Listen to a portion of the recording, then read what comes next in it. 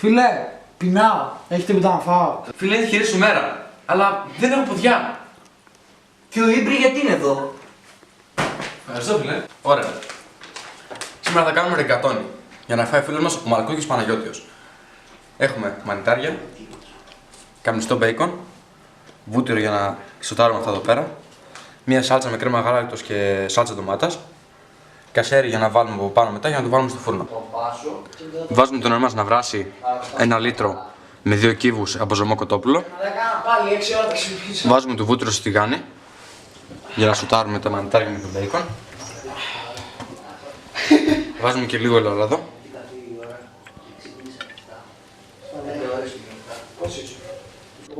Ξεκινάμε με τον μπέικον. Να πάω τον παπά μου στη δουλειά.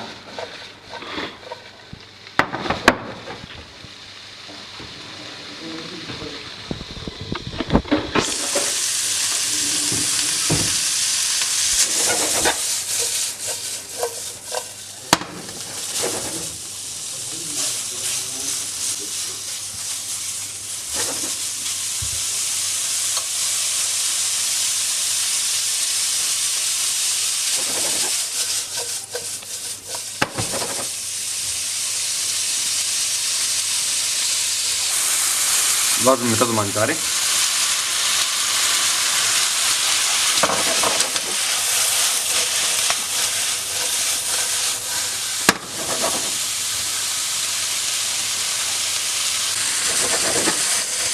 Το μανιτάρι και το μπέικον είναι έτοιμα. Κλείνουμε το μάτι και τα αφήνουμε στην άκρη. Το νερό μας είναι έτοιμο. Ρίχνουμε το στελίνι.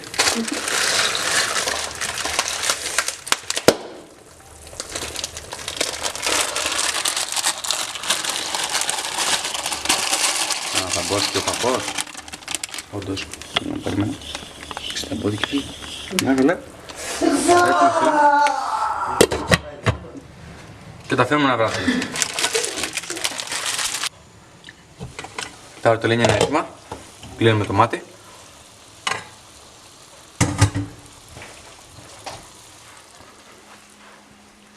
Τα σουρώνουμε.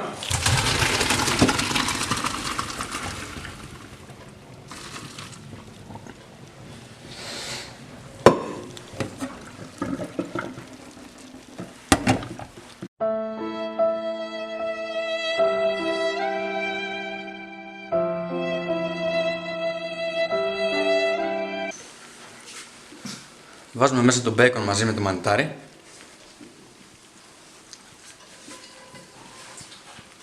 Ρίχνουμε τη σάλτσα.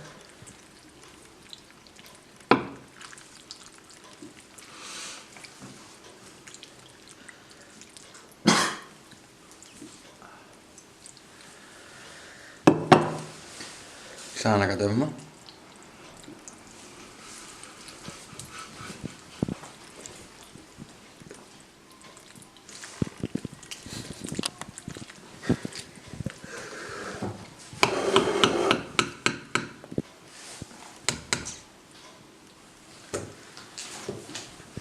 Και από πάνω απλώνουμε φέτες κασέρι.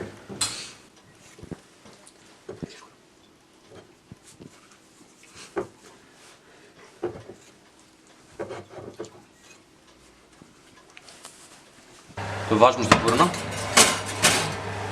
σε 180 βαθμούς για 1/4 με 20 λεπτά.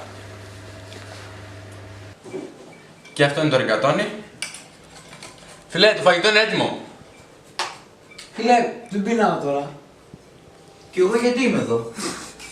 Εντάξει. Φίλε, μπορείς να πας να πάρεις τον μπαμπά σου. Δεν θα δοκιμάσεις? Όχι, φίλε.